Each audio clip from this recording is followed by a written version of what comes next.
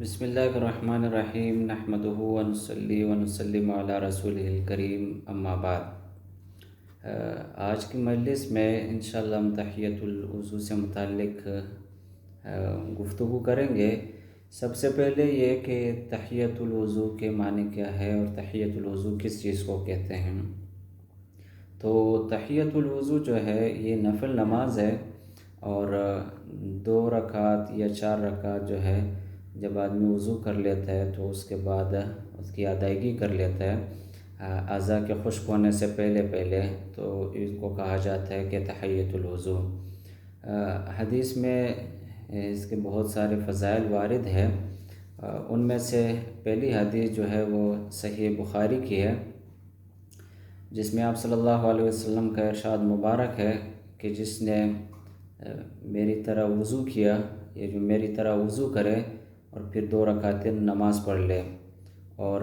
دوران نماز سوچ بچار نہ ہو، کامل توجہ ہو اللہ تعالیٰ کی طرف، تو اس کے تمام پچھلے گناہ معاف کر دیے جاتے ہیں۔ تو یہ صحیح بخاری کی روایت ہے۔ اسی طرح صحیح بخاری کی ایک دوسری روایت ہے، وہ یہ ہے کہ جس میں آتا ہے کہ حضور صلی اللہ علیہ وسلم نے حضرت بلال رضی اللہ تعالیٰ عنہ سے فجر کی نماز کے وقت یہ فرمایا کہ اے بلال، تم مجھے امید کا کام بتاؤ جو تم نے حالت اسلام میں کیا ہو، کیونکہ میں نے رات جنت میں اپنے آگے آپ کی جوتوں کی آواز سنی ہے۔ تو حضرت بلال رضی اللہ تعالیٰ عنہ نے عرض کیا، اسلام میں جو عمل میں نے کیے ہیں ان میں سے سب سے زیادہ جس عمل سے مجھے نفع کی امید اور توقع ہے وہ یہ ہے کہ جب میں نے دن یا رات میں پوری پاکی حاصل کی تو جتنے نوافل میرے مقدر میں تھے وہ میں نے ادا کیے ہیں۔ تو اس سے بھی یہ معلوم ہوتا ہے کہ وضو کے بعد آدمی کو جو ہے وہ نوافل پڑھنے چاہیے۔ اور ایک اور روایت ہے جو صحیح مسلم کے حوالے سے ہے، اور وہ یہ ہے کہ آپ صلی اللہ علیہ وسلم نے فرمایا، جو شخص وضو کرے اور اچھی طرح وضو کرے اور ظاہر و باطن کے ساتھ متوجہ ہو کر دل لگا کر 2 رکعت پڑھے تو اس کے لیے جنت واجب ہو جاتی ہے۔ تو ایک اور روایت ہے جو امام احمد رحمہ اللہ تعالیٰ نے اپنی کتاب میں وہ روایت ذکر کی ہے۔ حضرت ابو درداء رضی اللہ تعالیٰ عنہ یہ فرماتے ہیں کہ میں نے حضور صلی اللہ علیہ وسلم کو یہ ارشاد فرماتے ہوئے سنا کہ آپ صلی اللہ علیہ وسلم نے فرمایا کہ جو شخص اچھی طرح وضو کرے پھر کھڑے ہو کر 2 رکعتیں پڑھ لے یا 4 رکعتیں پڑھ لے تو اللہ تعالیٰ، اور اس میں جو ہے ذکر و خشوع و خضوع کا اظہار کرے، اللہ تعالیٰ سے مغفرت طلب کر لے تو اللہ تعالیٰ اس کی مغفرت فرما دیتے ہیں۔ تو یہ 2-3 روایات جو حدیث کی مستند ترین کتابوں میں مذکور ہے، ان سے معلوم ہوتا ہے کہ ان 2 رکعتوں کی بڑی فضیلت ہے۔ جو آدمی وضو کے بعد طہارت حاصل کرنے کے بعد یہ 2 رکعتیں پڑھ لیتا ہے تو اس کے لیے ایک روایت میں یہ جنت واجب ہو جاتی ہے، ایک روایت میں یہ کہ جب وہ ان 2 رکعتوں کی مغفرت طلب کر لے تو اللہ تعالیٰ ان کے لیے مغفرت کر لیتے ہیں۔ اور اسی طرح جو حضرت بلال رضی اللہ تعالیٰ عنہ کا اتنا بڑا مقام آپ صلی اللہ علیہ وسلم نے ذکر فرمایا ہے، اس میں اس عمل کی کتنی بڑی جمع شمولیت تھی، کتنی بڑی حیثیت ہے اس عمل کی۔ اسی طرح جو آپ صلی اللہ علیہ وسلم نے ارشاد فرمایا کہ اس میں کہ پچھلے سارے گناہ معاف ہو جاتے ہیں، تو یہ ان تمام روایات سے معلوم ہوتا ہے کہ ان 2 رکعتوں کی یا 4 رکعتوں کی بڑی فضیلت ہے۔ اچھا، ایک اس میں دوسری بات یہ ہے کہ تحیۃ الوضو کی رکعت کتنی ہے۔ تو تحیۃ الوضو کی رکعت جو ہے وہ 2 رکعتیں ہیں، اگر کوئی شخص چاہے تو 4 رکعتیں بھی پڑھ سکتا ہے۔ تو اس کا طریقہ کار کیا ہے؟ تو طریقہ کار بہت آسان ہے، جس طرح ہم عام نوافل پڑھتے ہیں۔ مثلاً 2 رکعت ہم نے نوافل پڑھنی ہے تو ہم دل میں نیت کر کے اللہ اکبر کہہ دیتے ہیں، پھر جس طرح نماز میں ہم پہلی رکعت میں سبحانک اللہم سے شروع کرتے یہ پڑھتے ہیں، پھر سورہ فاتحہ پڑھتے ہیں، پھر سورت پڑھتے ہیں اور رکوع سجدہ کر لیتے ہیں، اسی طرح یہ نماز بھی انہی عام نوافل کی طرح ہے۔ تو 2 رکعتیں آپ پڑھ لیں انہیں عام نوافل کی طرز پر، تو اس سے جو ہے وہ تحیۃ الوضو ادا ہو جاتے ہیں۔ اچھا، کبھی یہ ہوتا ہے کہ وقت میسر نہ ہو تو آدمی جب وضو کر لیتا ہے اور مسجد میں چلا جاتا ہے، تو یہاں پر پھر یہ ہے کہ تحیۃ الوضو پڑھے یا نہ پڑھے، تحیۃ المسجد پڑھے یا نہ پڑھے، یا کیا کر لے۔ تو اس میں یہ دیکھنا یہ ہے کہ اگر وقت بالکل میسر نہیں ہے تو وہ جو سنت پڑھے گا، جو فرض نماز پڑھے گا، تو اس کے اندر تحیۃ الوضو اور تحیۃ المسجد یہ بھی خود بخود شامل ہو جائے گا اور اس کا ثواب ان کو مل جائے گا۔ ہاں، دوسری بات یہ ہے کہ اگر وقت میسر ہو اس میں تو پھر کیا طریقہ اختیار کر لیں۔ تو اس میں تحیۃ الوضو پڑھے یا تحیۃ المسجد پڑھے، تو اس کا آسان طریقہ یہ ہے کہ اگر آپ کے پاس اتنا وقت ہے کہ دونوں کو الگ الگ پڑھ سکے تو بہت اچھی بات ہے، ثواب کا کام ہے، تو نوافل کا ثواب آپ کو مل جائے گا۔ اگر آپ کو وقت صرف 2 رکعتوں کا میسر ہے اور اس کے بعد فرض نماز نے جماعت کھڑی ہونی ہے، تو ایسی صورت میں آپ 2 رکعتیں پڑھ لیں اور اس میں جو ہے وہ دونوں نیت کر لیں، تو اس میں تحیۃ الوضو جو ہے اس کی 2 رکعتوں کا ثواب بھی مل جائے گا، اور تحیۃ المسجد یعنی مسجد میں جو داخل ہونے کے بعد 2 رکعتیں پڑھی جاتی ہیں نوافل، ان کا ثواب بھی آپ کو مل جائے گا۔ اچھا، اب ایک بات یہ ہے کہ تحیۃ الوضو کی نماز کب پڑھنی چاہیے، تو اس کے لیے نماز کا وقت ہونا ضروری ہے یا ہر وقت پڑھ سکتے ہیں، یا مکروہ اوقات میں یہ پڑھی جا سکتی ہے یا نہیں۔ تو بات یہ ہے کہ ان کے جو عام نوافل کا وقت ہے وہ تحیۃ الوضو کا بھی وقت ہے۔ جن جن اوقات میں نوافل آپ پڑھ سکتے ہیں ان تمام اوقات میں تحیۃ الوضو کی جو ہے نماز ہے وہ بھی پڑھ سکتے ہیں۔ البتہ کچھ اوقات ایسے ہیں جو مکروہ ہے۔ وہ مکروہ کون کون سے ہیں؟ فجر کی نماز مثلا جب صبح صادق ہو جائے اور فجر کا وقت داخل ہو جائے تو اس کے بعد صرف فجر کی سنتیں پڑھی جا سکتی ہے، اس سے پہلے نوافل وغیرہ کچھ نہیں پڑھ سکتے ہیں۔ تو ایسی حالت میں اگر کسی نے وضو کیا ہو تو چونکہ تحیۃ الوضو نہیں پڑھ سکتا، تو پھر ایسا کر سکتا ہے کہ فجر کی سنتیں جب وہ پڑھ رہا ہو تو ان سنتوں میں ان کو تحیۃ الوضو کا ثواب بھی مل جائے گا۔ تو لیکن الگ طور پر اس وقت میں یعنی فجر سے پہلے کا جو وقت ہے، فجر کی جماعت سے پہلے صبح صادق کا وقت ہو جانے کے بعد، یعنی جب فجر کا وقت داخل ہو جاتا ہے تو فرض نماز کے پڑھنے سے پہلے فقط سنتیں پڑھی جا سکتی ہے، الگ سے تحیۃ الوضو کا وقت وہ نہیں ہے، نہیں پڑھ سکتے ہیں۔ تو ایک وقت تو یہ ہو گیا۔ دوسرا وقت جو ہے وہ فجر کی فرض نماز یعنی جماعت کے بعد کا وقت ہے، طلوع آفتاب تک، تو اس وقت میں بھی جو ہے یہ نفل نماز نہیں پڑھی جا سکتی ہے اس دورانیے میں۔ اسی طرح جب سورج طلوع ہو رہا ہو تو یہ 12 سے 13 منٹ مختلف علاقوں کے اعتبار سے بنتے ہیں، تو اتنا انتظار کر لے کہ اس وقت میں بھی نوافل نہیں پڑھے جا سکتے ہیں تو اس وقت میں نہ پڑھیں۔ اسی طرح تو یہ 3 اوقات ہو گئے۔ پھر اس کے بعد زوال کا وقت ہے۔ زوال کا وقت ایسے ہے کہ اس سے 5 منٹ پہلے اور 5 منٹ بعد، اس میں چونکہ اس طرح ہے کہ نفل نماز نہیں پڑھی جا سکتی ہے تو تحیۃ الوضو بھی اس دورانیے میں نہ پڑھیں۔ اسی طرح جو ہے وہ عصر کے بعد ہے، مغرب تک تو یہ نوافل کا وقت نہیں ہے، تو ان رکعات میں بھی جو ہے آپ نفل نماز نہیں پڑھ سکتے ہیں، تو تحیۃ الوضو بھی نہیں پڑھ سکتے ہیں۔ جب مغرب کی اذان ہو جاتی ہے تو فرض نماز فوری طور پر شروع ہو جاتی ہے۔ اگر کسی جگہ ایسا ہو کہ فرض نماز فوری طور پر شروع نہ ہو اور اس دورانیے میں کسی نے 2 رکعتیں پڑھ لی تحیۃ الوضو کی، تو اس کی گنجائش ہے یہ پڑھ سکتے ہیں۔ تو یہ چند اوقات میں نے عرض کیا ہے کہ یہ مکروہ اوقات ہے، ان میں جو ہے تحیۃ الوضو نہیں پڑھ سکتے ہیں۔ اس کے علاوہ جو اوقات ہے وہ عمومی اوقات ہے، ان میں تحیۃ الوضو پڑھ سکتے ہیں، یعنی جو نماز ہے وہ پڑھ سکتے ہیں، چاہے وہ نماز کا وقت ہو یا دوسرا وقت ہو، لیکن فقط شرط یہ ہے کہ وہ ان مکروہ اوقات میں سے کوئی وقت نہ ہو جن میں نفل نماز نہیں پڑھی جا سکتی ہے۔ تو باقی یہ ہے کہ ان 5 اندر اوقات کا خیال رکھیں، اس کے علاوہ جس وقت میں چاہے وہ پڑھ سکتے ہیں۔ اگر آپ سنت نماز شروع کیے، وہاں جانے کے بعد مسجد میں داخل ہونے کے بعد وضو کیا، وضو کے فوراً بعد جو ہے آپ مسجد میں گئے، وہاں سنت نماز پڑھی، کوئی اور وقت نہیں تھا، تو ایسی حالت میں وہ تحیۃ الوضو اور تحیۃ المسجد وہ دونوں اس کے اندر ادا ہو جاتی ہے اور اس کا ثواب مل جاتا ہے۔ البتہ تحیۃ الوضو میں اس بات کا خیال رکھے، علماء کرام نے یہ لکھا ہے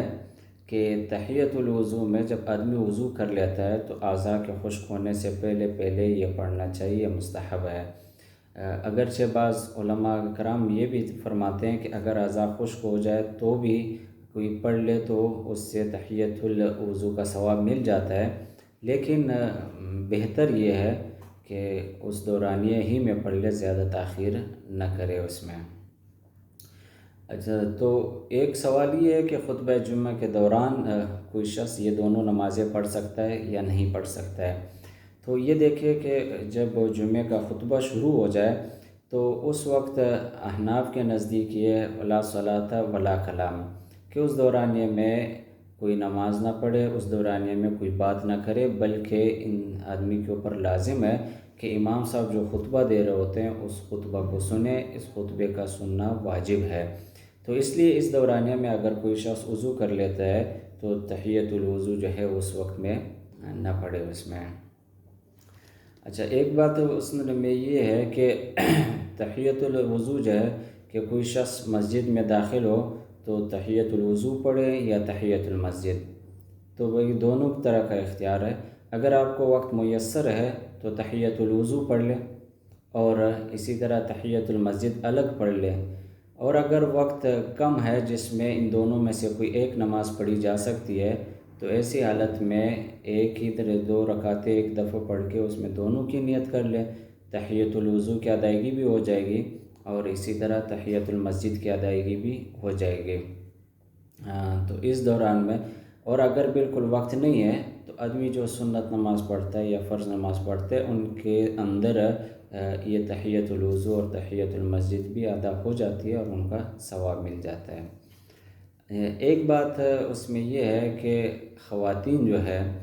کیا وہ بھی پڑھ سکتی یا نہیں پڑھ سکتی، یا صرف مردوں کے لیے ثواب ہے؟ تو اس بارے میں شریعت کا حکم یہ ہے کہ جی ہاں، خواتین بھی پڑھ سکتی ہے، اور جب وہ گھر میں وضو کر لیتی ہے تو وضو کرنے کے بعد وہ جہاں نماز پڑھتی ہے عمومی طور پر وہاں آئے اور اسی طرح 2 رکعتیں پڑھ لے تو ان کو وہ تحیۃ الوضو اس کا ثواب مل جائے گا، اور اس کے بعد جو ہے جو نماز پڑھنی ہے وہ پڑھ سکتی ہے۔ البتہ جیسے شروع میں نے عرض کیا ہے کہ اوپر جیسے کہ 5 اوقات ایسے جو مکروہ اوقات ہے تو ان میں نہ پڑھے، ان میں خیال رکھے۔ ان کے علاوہ جو بقیہ اوقات ہے جس میں مرد حضرات جیسے پڑھ سکتے ہیں، ایسی خواتین بھی اس دورانیے میں یہ تحیۃ الوضو ادا کر سکتی ہے۔ ایک بات اس میں یہ ہے کہ اگر کسی شخص کو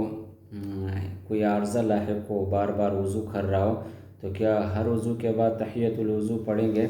تو یہ بات سمجھنے کی ہے کہ تحیۃ الوضو جو ہے یہ مستحب ہے۔ اگر کوئی شخص پڑھ لیتا ہے ثواب ملتا ہے، لیکن اگر رہ جائے تو گناہ نہیں ہے، بہتر یہ ہے کہ آدمی پڑھ لے۔ تو اگر بغیر کسی تکلیف کے، بغیر کسی مشقت کے وہ پڑھ سکتا ہے تو اچھی بات ہے، ثواب کا کام ہے۔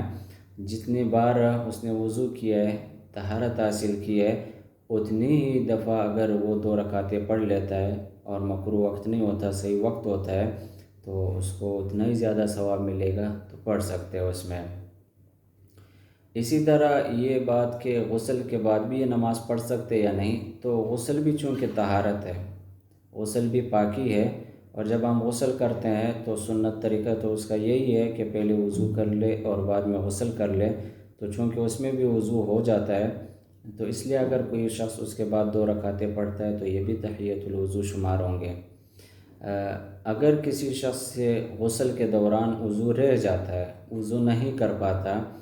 اس کو یاد نہیں ہوتا یا اس کو اس مسئلے کا اظہار نہیں ہے، فقط غسل کر لیتا ہے، تو غسل میں بھی چونکہ خود بخود وضو بھی ہو جاتا ہے، تو اس لیے اگر وہ شخص جو ہے اس دورانیے میں وہ یہ نماز ذرا پڑھ لے تو وہ نماز اس کی ہو جاتی ہے۔ آخری بات اس بارے میں یہ ہے کہ ایک سوال یہ کہ تحیۃ الوضو کے حوالے سے یا ویسے عمومی طور پر کیا کوئی اچھی بات، کوئی نصیحت وہ ہو سکتی ہے، کیا ممکن ہے؟ تو اس بارے میں عرض کر لیتا ہوں، 2-3 روایات ہی اس ضمن میں ذکر کر دیتا ہوں، اس لیے کہ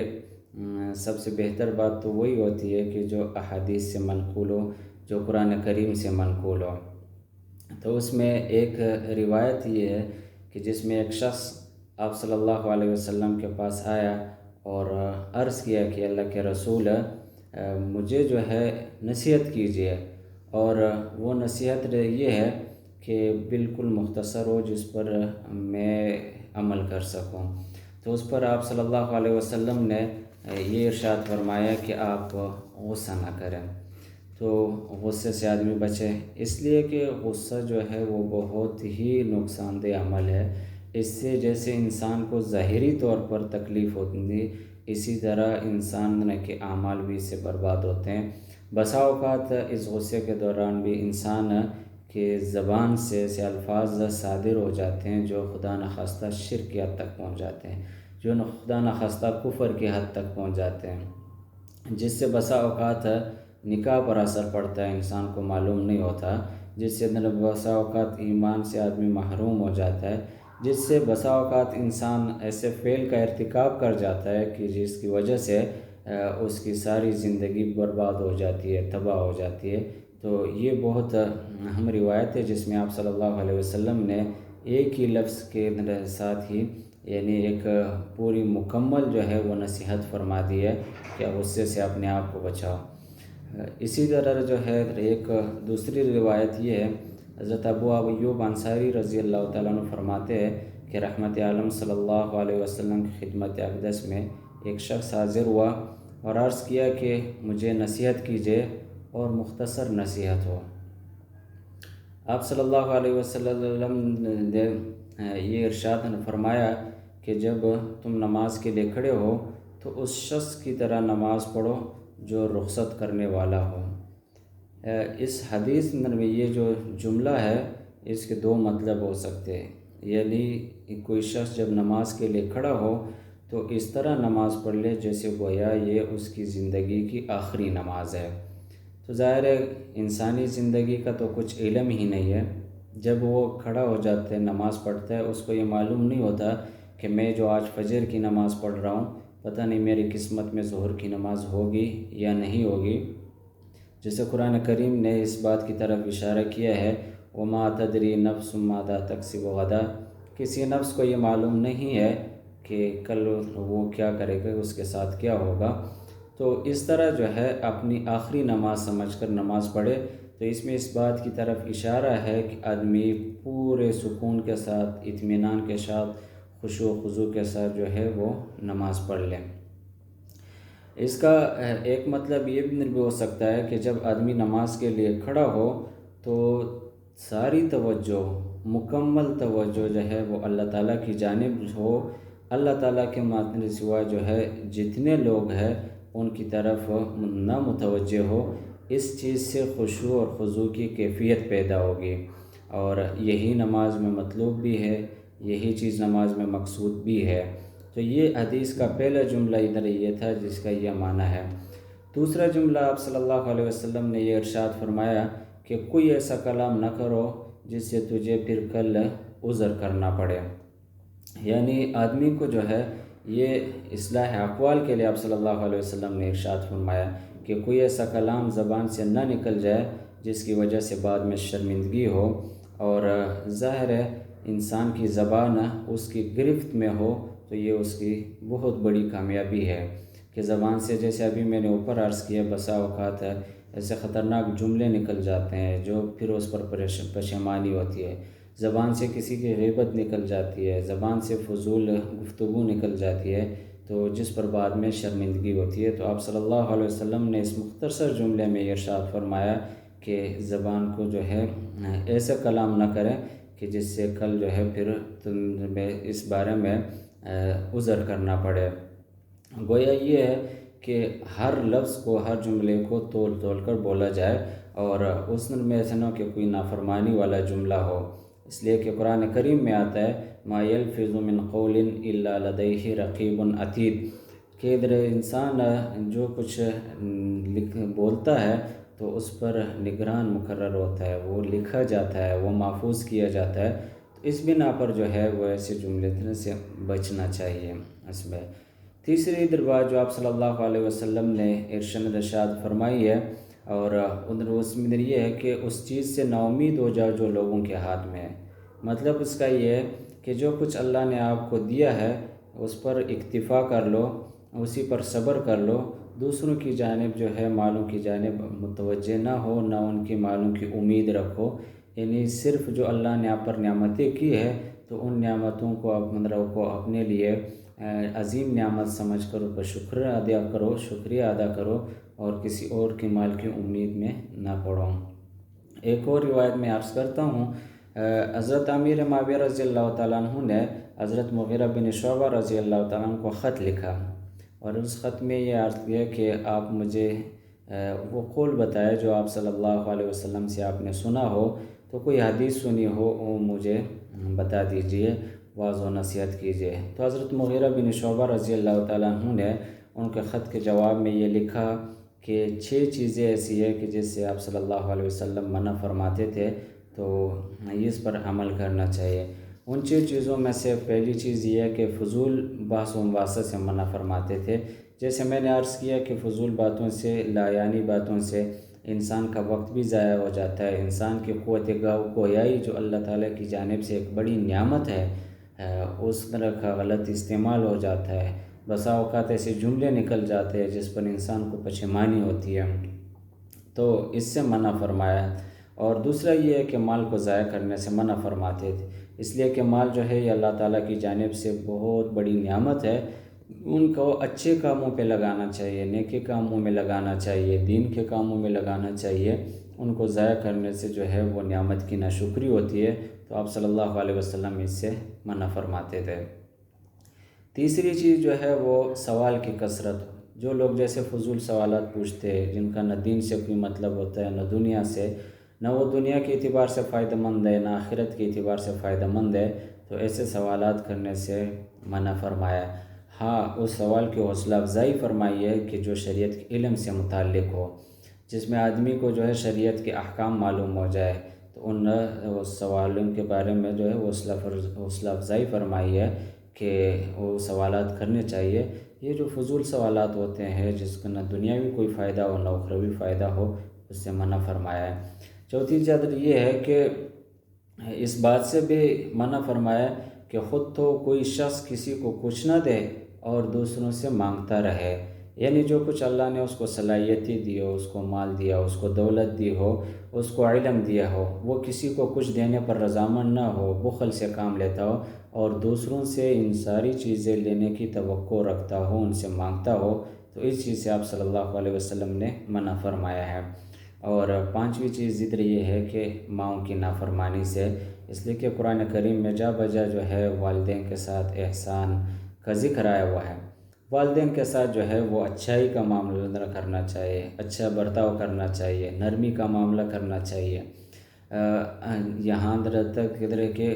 وہ اللہ تعالیٰ کی نافرمانی کا حکم نہ دے تو تمام معاملات میں جو ہے ان کی بات ماننی چاہیے۔ ہاں، کوئی ایسا کام ہو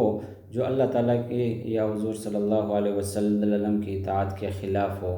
ان کی نافرمانی کے زمرے میں وہ بات آتی ہو، وہ کام آتا ہو، تو ایسے کام میں ان کو بہت ہی احسن طریقے سے منع کر دیا جائے اور وہ کام نہ کیا جائے۔ اور آخری بات یہ ارشاد فرمائی کہ لڑکیوں کو زندہ درگور نہ کرے۔ یہ جس طرح کہ عرب میں یہ رواج تھا تو آپ صلی اللہ علیہ وسلم نے اس سے منع فرمایا۔ تو یہ چند باتیں تھیں جو روایات کے ضمن میں نے عرض کر دیا ہے اور جو روایت سے ثابت ہے۔ ایسے تو احادیث میں بہت ساری نصیحتیں ہیں، تو میں نے مختصراً یہ چند باتیں یہ نماز کے حوالے سے ذکر کی ہے، اور چونکہ اس میں نماز کے حوالے سے بھی ایک بات موجود تھی جو آپ صلی اللہ علیہ وسلم نے ارشاد فرمائی تھی کہ نماز ایسے پڑھو جیسے رخصت کرنے اس شخص کی نماز کی طرح جو رخصت کرنے والا ہو، اور اس کے مطلب بھی میں نے عرض کیے ہے۔ تو اس حوالے سے یہ روایت سامنے تھی تو میں نے آپ کے سامنے عرض کی ہے۔ تو آج کی میری مجلس میں جو ہے وہ یہ چند مسائل تھے جو نماز کے حوالے سے تھے، اور نماز میں بھی تحیۃ الوضو والی جو نماز ہے اس سے متعلق وہ عرض کر دیے ہیں۔ اللہ تعالی ہمیں ان مسائل پر عمل کرنے کی توفیق عطا فرمائے، اور یہ آخر میں جو روایات کے حوالے سے کچھ باتیں عرض کی ہے ان سب باتوں پر عمل کرنے کی توفیق عطا فرمائے۔ وآخر دعوانا ان الحمد للہ رب العالمین۔ درس قرآن www.darsequran.com